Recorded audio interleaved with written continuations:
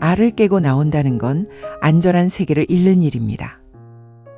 헤르만 헤세의 데미안으로 읽는 변화의 두려움. 사람은 누구나 한 번쯤 인생을 바꾸고 싶어 합니다. 지금과는 다른 삶을 살고 싶고, 조금 더 자유롭고 싶고, 남의 기대보다 내 마음에 가까운 선택을 하고 싶어 합니다. 하지만 막상 변화의 순간이 오면 우리는 이상하게 망설입니다. 자유를 원한다고 생각했는데 막상 자유 앞에 서면 먼저 두려움이 찾아옵니다. 왜 그럴까요? 그건 변화란 단순히 새로운 곳으로 가는 일이 아니기 때문입니다. 변화란 지금까지 나를 지켜주던 세계를 떠나는 일입니다. 때로는 나를 보호해주던 껍질을 내 손으로 깨뜨리는 일입니다. 오늘은 헤르만 헤세의 데미안에서 가장 유명한 상징, 알을 깨고 나오는 새에 대해 이야기해 보려 합니다. 이 이미지는 보통 성장, 자유, 자기 자신이 되는 과정으로 해석됩니다. 맞습니다. 하지만 조금 더 깊이 들여다보면 이 장면은 마냥 아름다운 해방의 이미지가 아닙니다. 알을 깨고 나온다는 것은 익숙한 안전을 잃는 일입니다. 내가 믿어온 세계를 의심하는 일이고 오래 맡아온 역할에서 벗어나는 일이며 그동안 나를 설명해 주던 이름들을 조금씩 내려놓는 일입니다. 그러니 알을 깬다는 것은 결코 낭만적인 일만은 아닙니다. 오히려 그것은 불안하고 외롭고 때로는 죄책감을 동반하는 일입니다. 데미안의 주인공 싱클레어는 처음부터 어두운 세계에 살던 아이가 아닙니다. 그는 밝고 따뜻한 가정에서 자랐습니다. 부모가 있고 신앙이 있고 질서가 있고 선함이 있는 세계였습니다. 그에게 집은 하나의 알이었습니다. 그 알은 싱클레어를 보호했습니다. 무엇이 옳고 그른지 알려주었고 그가 어디에 속해 있는지 알려주었고 세상이 아직 안전하다고 믿게 해주었습니다. 그러므로 알은 처음부터 감옥이 아니었습니다. 이 점이 중요합니다. 우리는 때때로 껍질을 깨라는 말을 너무 쉽게 합니다.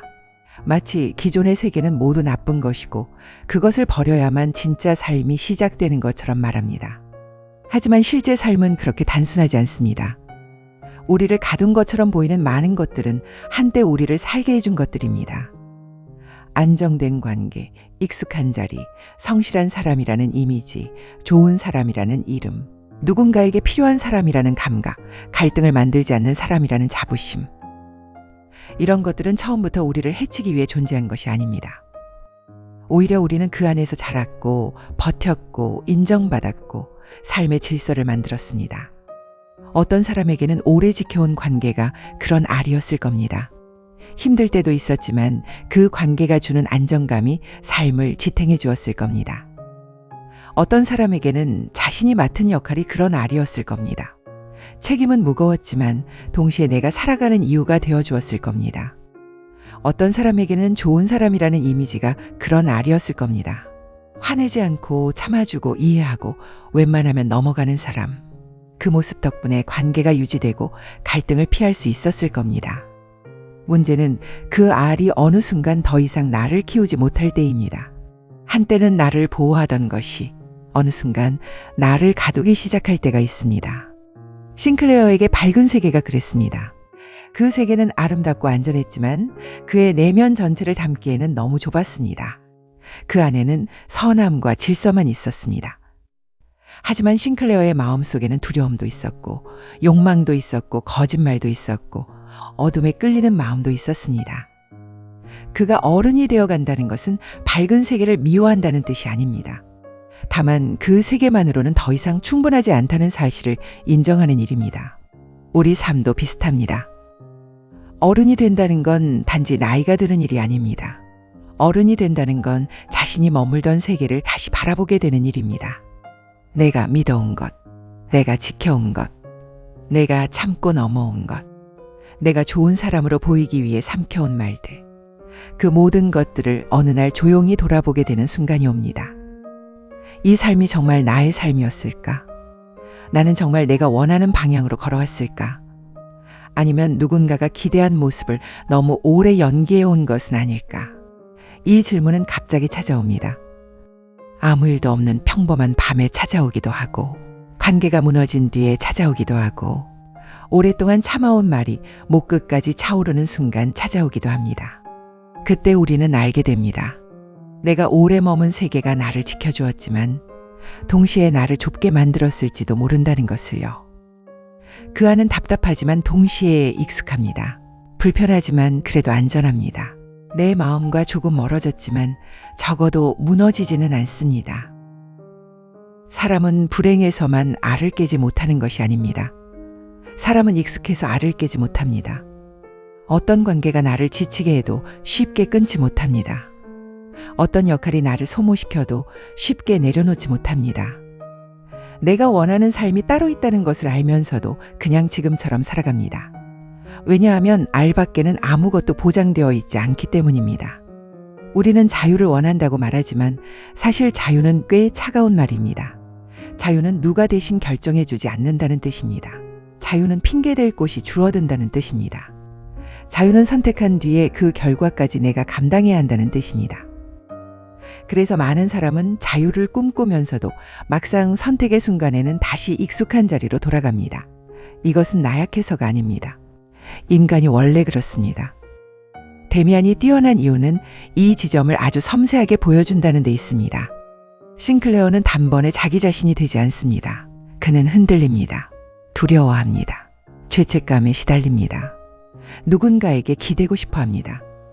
그리고 그 과정에서 자신을 둘러싼 세계가 갈라지는 것을 느낍니다. 아래에 금이 가기 시작하는 것입니다. 그런데 아래에 금이 간다는 것은 처음에는 축복처럼 느껴지지 않습니다.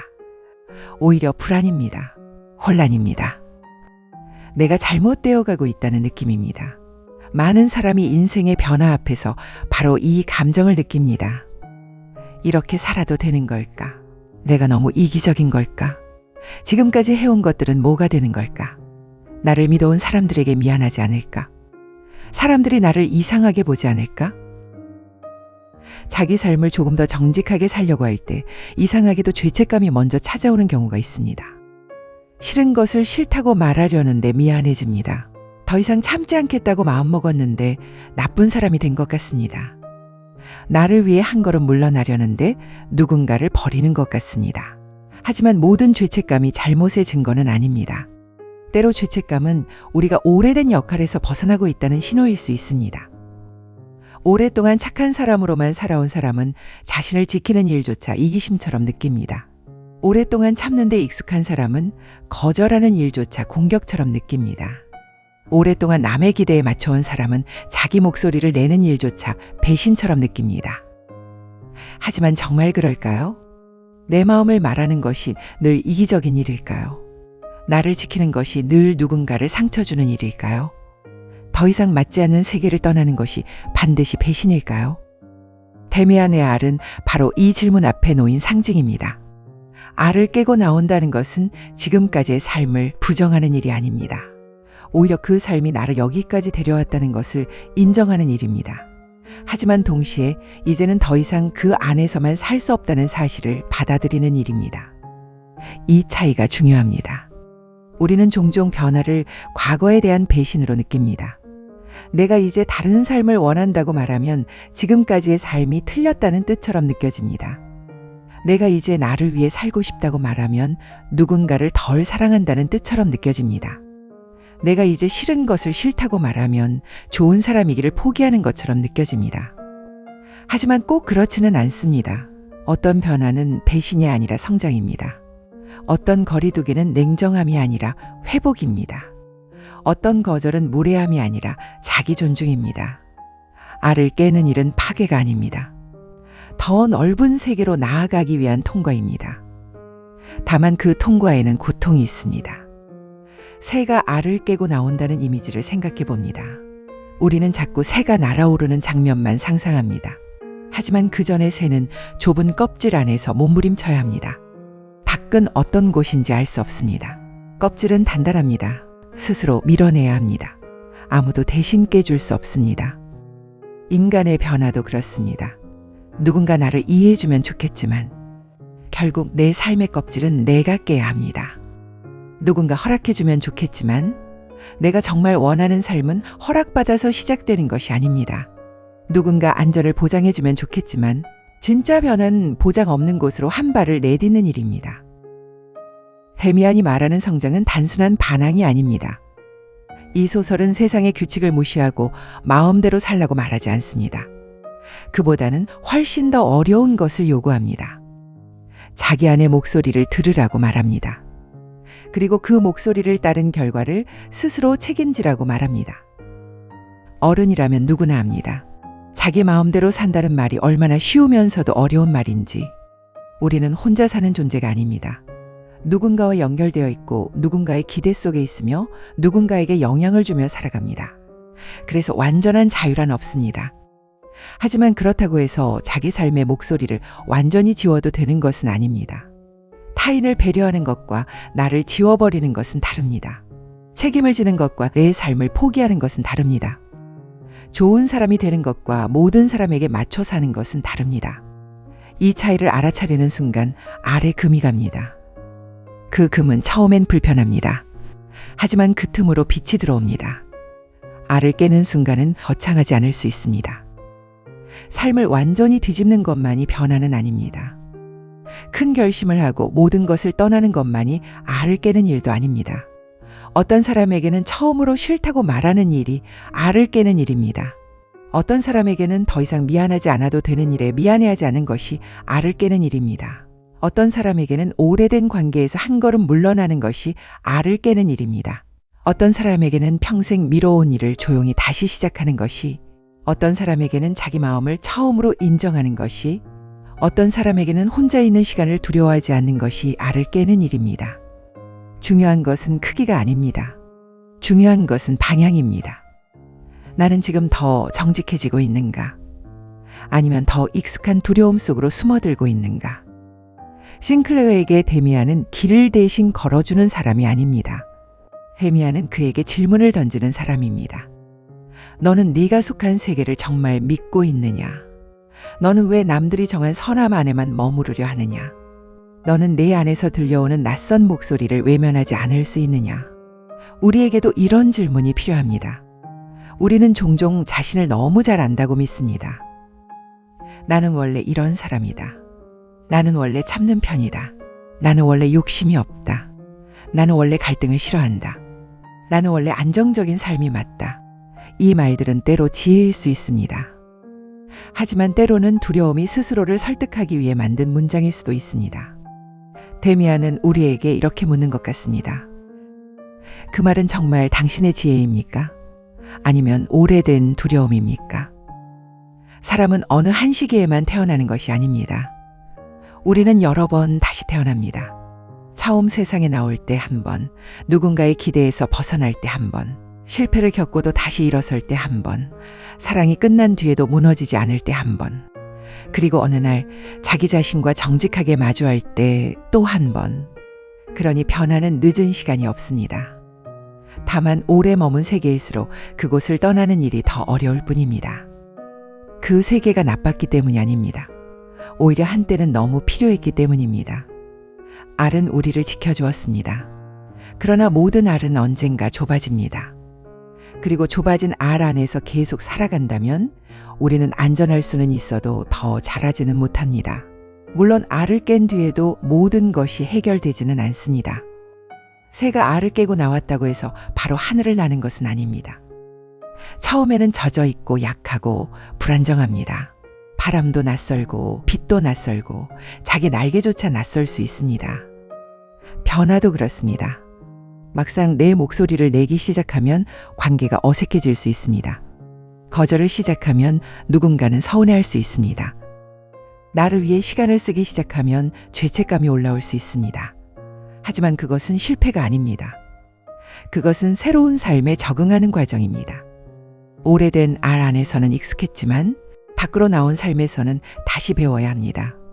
자기 마음을 말하는 법, 필요 없는 죄책감을 내려놓는 법, 모두에게 좋은 사람이 되지 않아도 무너지지 않는 법, 내 선택의 외로움을 견디는 법.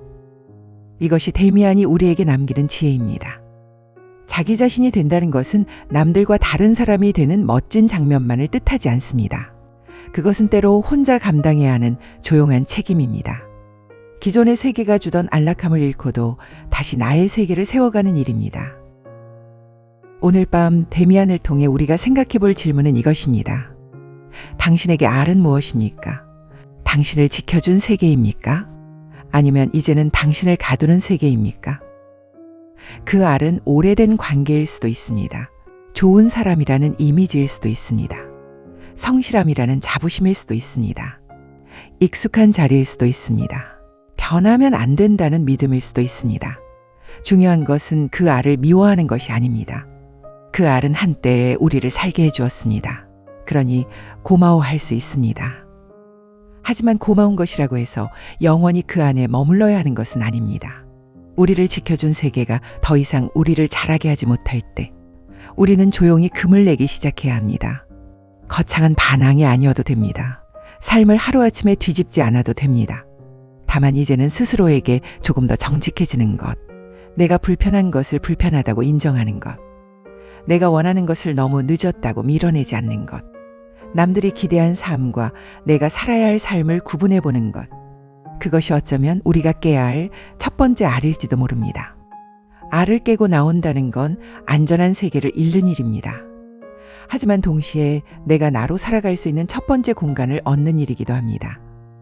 오늘의 고전은 헤르만 헤세의 데미안이었습니다. 고전이 필요한 밤. 오늘은 알을 깨고 나온다는 것의 진짜 의미를 함께 생각해 보았습니다. 당신은 지금 어떤 알 안에 머물고 있나요? 그리고 그 알은 아직 당신을 지켜주고 있나요? 아니면 이제 당신이 더 자라나는 것을 막고 있나요?